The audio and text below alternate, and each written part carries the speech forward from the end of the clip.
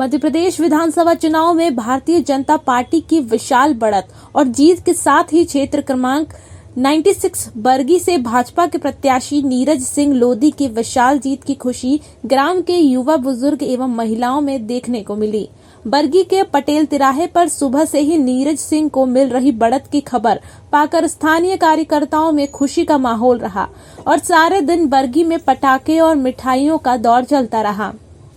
शाम ढलते ढलते जैसे ही नीरज सिंह की जीत की खबर कार्यकर्ताओं को लगी, पटेल तिराहे में विशाल रैली निकालकर कार्यकर्ताओं ने एक दूसरे को बधाई दी। साथ ही पार्टी पदाधिकारी ने जनता जनार्दन और साथ में महिलाओं को विशेष तौर पर धन्यवाद दिया।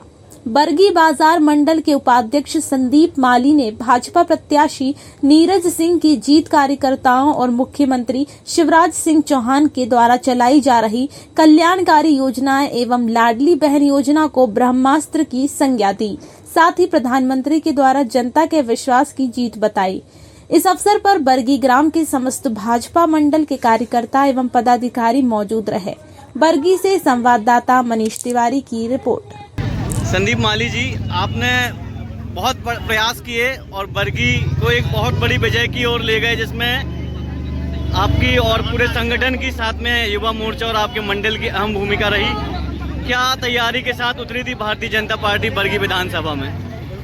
तैयारी भारतीय जनता पार्टी इस विधानसभा चुनाव में आदरणीय हमारे मुख्यमंत्री शिवराज सिंह चौहान जी, भारतीय जनता पार्टी एवं प्रत्याशी हमारे बड़े भाई श्री नीरज सिंह लोधी जी के नेतृत्व में हम सभी ने ये चुनाव को लड़ा और निश्चित तौर पे एक एक कार्यकर्ता, एक एक पदाधिकारी कार्यकर्ताओं की जो मेहनत है, आज जो इस मेहनत को हम सब सफल कर पाए और इतनी प्रचंड मतों से बरगी विधानसभा हम विजयी कर पाए। मैं पूरे बरगी विधानसभा क्षेत्रवासियों एवं पूरे बरगी विधानसभा वासियों और देवतुल्य मतदाता बंधुओं का मैं हार्दिक आभार व्यक्त करता हूं, जिन्होंने इतनी प्रचंड मतों से आदरणीय नीरज सिंह जी को, भारतीय जनता पार्टी को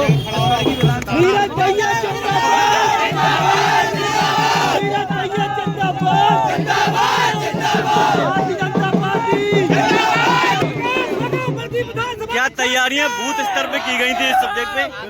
पूरे बूथ स्तर से यहाँ पर हमने तैयारी की थी।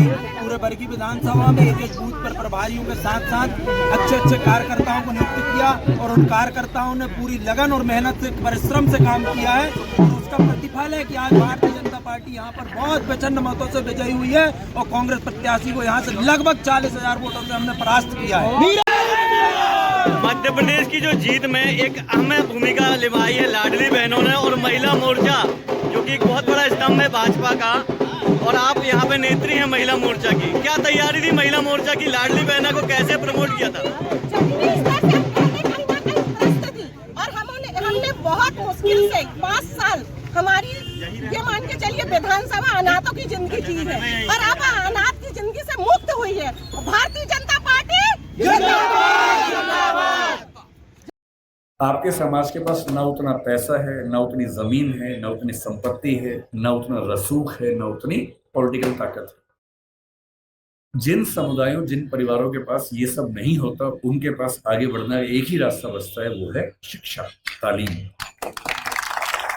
और सोशल मीडिया ने एक अच्छा काम ये किया है कि अच्छी पढ़ाई, अच्छे अध्यापक अब आपके मोबाइल फोन की मदद से आप सबके घर के अंदर पहुंच चुके हैं। अब तो हमारे पास ये भी कहने को नहीं है कि अच्छे टीचर्स नहीं मिलते हैं। जो टीचर दिल्ली को मिलते हैं, जो जेएनयू को मिलते हैं, जो मुंबई को मिलते हैं, देश के अच्छे संस्थान को मिलते हैं, हार्वर्ड को मिलते हैं, वो सारे के सारे ऑनलाइन, और उनमें से बहुत सारी क्लासेस उनके निःशुल्क यूट्यूब पे, सोशल मीडिया पे उपलब्ध है।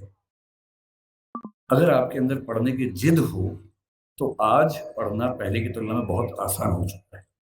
असली बात है कि आपके अंदर वो जिद है या नहीं। दूसरी बात, मैं आईएएस के लिए पढ़ाता हूँ।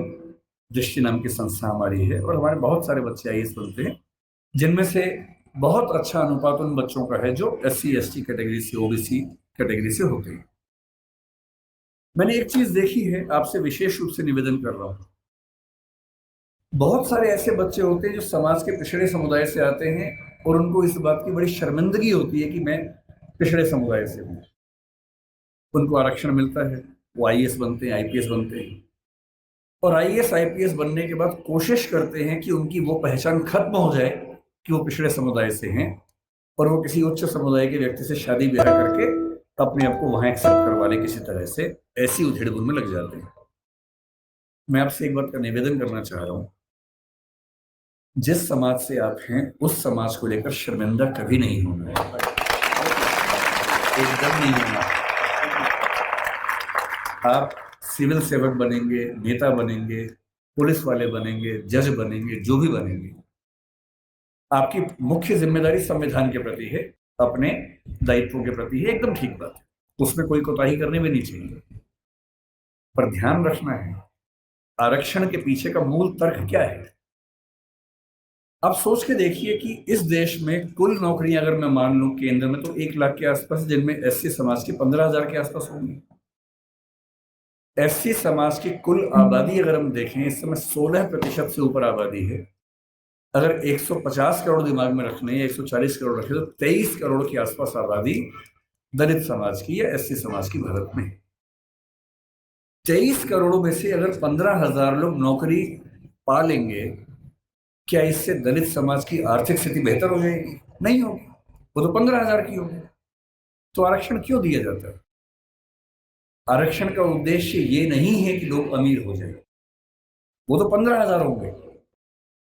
आरक्षण का उद्देश्य ये है कि जब पूरे एक गांव में एक दलित बच्चा या एसटी बच्चा या ओबीसी बच्चा आईएएस बनता है या जज बनता है, उस गांव के हर व्यक्ति को कॉन्फिडेंस आ जाता है कि दिक्कत आएगी तो मेरा छोटा भाई मेरे साथ खड़ा हुआ है, और आपको वो छोटा भाई छोटी बहन बनना है।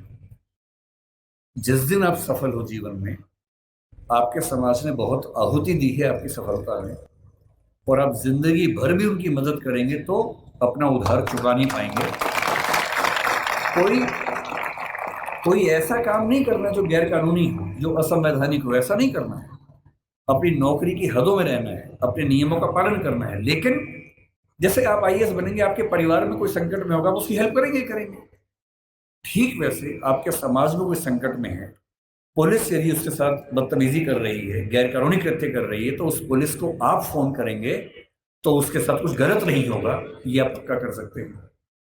अंबेडकर साहब से सीखना चाहिए कि मैं जिस पृष्ठभूमि से हूं उस पर शर्माना नहीं है। अगर वो पीछे की स्थिति है तो उससे लड़ना है, और अपने साथ साथ अपने पूरे समाज को मुख्य धारा में लाने के लिए टेढ़ी चोटी का जोर लगाना है। ये सीखना है। तो पहली बात सीखनी है पढ़ाई, दूसरी बात सीखनी है अपने समाज का साथ देना। पीछे कोई भी हट सकता है। जाति को लेकर कबीरदास ने बड़ी गहरी बात कही थी कि व्यक्ति की पहचान उसकी योग्यता से होनी चाहिए, मेहनत से होनी चाहिए। जाति में क्या रखा हुआ है? उन्होंने कहा, जाति ना पूछो साधु की, पूछ लीजिए ज्ञान। ज्ञान पूछो, मोल करो तलवार का, पड़ी रहन दो म्यान। म्यान में क्या रखा है?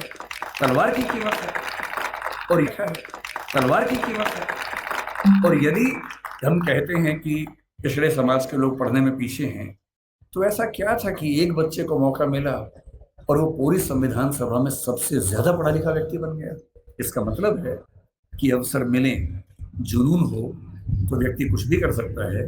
और मेरे पास जो मेरे प्रेरणा स्रोत हैं बहुत सारे हैं, उनमें से एक डॉक्टर अंबेडकर हैं। जब मैं इस रूप में प्रेरित होना चाहता हूं कि किन व्यक्तियों ने अपनी जिंदगी की आहुति देकर एक पूरे समाज, एक पूरे राष्ट्र की जिंदगी बदली, मुझे अब्राहम लिंकन, मेरी गूज, रोजा पार्क्स, डॉक्टर अंबेडकर ऐसे कुछ नाम याद आते हैं। और मेरा मन कहता है कि मैं अपने समाज के बच्चों से, केवल आपसे नहीं, मैं अपने घर के बच्चों से भी यही कहता हूँ कि जिंदगी जियो तो वैसी जियो कि आपके जाने के बाद लाखों करोड़ों व्यक्तियों का जीवन बेहतर बने। और ये मजाक नहीं है। डॉक्टर अंबेडकर ने हमेशा कहा कि भाई नायक पूजा मत करना। जब लोग उनका जन्मदिन मनाते थे वो बुरा मानते थे कि यार तुम बिना बात के मुझे भगवान बना रहे हो, ऐसा मत करो।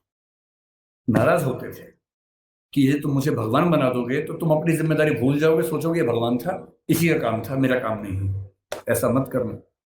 उन्होंने खूब मना किया। समाज की अपनी मजबूरी है कि यदि कोई व्यक्ति इतना महान काम करके जाए तो उसको सम्मान न दे तो क्या करे।